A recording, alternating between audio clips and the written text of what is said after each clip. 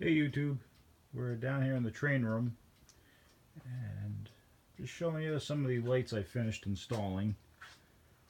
I added more tracks and more heads to lighting in the train room.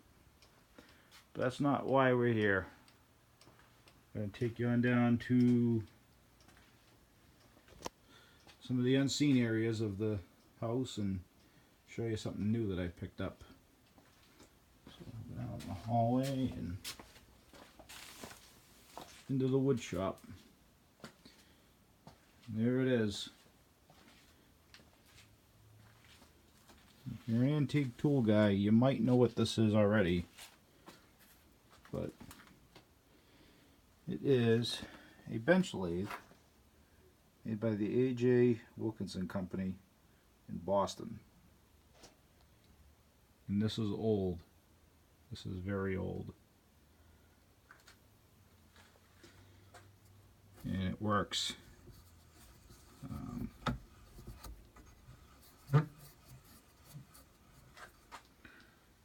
So, tool rest. I picked this up at a tractor show, believe it or not, for like, not a lot. Probably less than the cost of a hamburger at Disney. And I took it apart when I got home just to kind of look it over, especially to check the bearings here. And they're in great shape. They're smooth. I gave them some oil and they are just, you know, just in fantastic shape. The oil holes are all in line. There's no real babbiting that's ever been added. Like I said, this thing is just darn smooth roller. I took it all apart. The only thing I've done to it so far is I just took a plastic Scotch pad. It had a light surface rust on it. I wouldn't say it was rusted, but it was a light rust. Just more being out in the weather. And I just took some WD-40 and kind of scrubbed it a little bit to get that rust off, and also kind of get, you know, some kind of coat of oil on here to protect it. But yeah, there it is. So I'm not an expert in antique tools,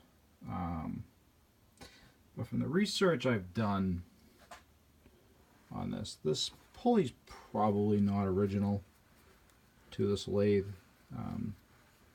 This is a V-belt pulley. This lathe was known as a treadle lathe. This would have had like a pedal, like an old-timey sewing machine, and there would have probably been a stepped pulley right here. But at some point in history this was added. I don't know when, but it was definitely a long time ago, because that, even looking at that newer pulley, that's pretty old. Like I said, she turns smooth. It's hardly any play. Tool rest is in good shape. You know, can't complain there. Yeah, and this tailstock turns free.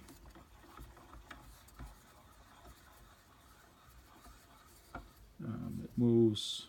You undo the nut here, it moves freely. It's hard to do one-handed, but yeah, very fortunate to find this. I've actually been kind of looking for a lathe, but I've never done any wood turning, and I really couldn't have justified a new lathe for what I'm doing. But this lathe, yeah, it's just outstanding. So as you can see, this lathe also isn't powered. So what I want to do is get maybe a small, probably DC motor, an older DC motor, or even an AC motor. I'm not sure yet what I'm going to do. And just put this on a plank of wood, probably similar size to this. And I have a dark. I'm not sure you can see it. This cast iron or steel fish tank stand by the boiler that's been used for nothing. Mount the lathe on top of that, and mount the motor, you know, maybe somewhere elevated back here, and just have a short V-belt. I also picked up this box of wood chisels. You know, these have definitely seen some years on, but they are razor sharp. Especially stuff for its age. It's amazing. That's how sharp this is.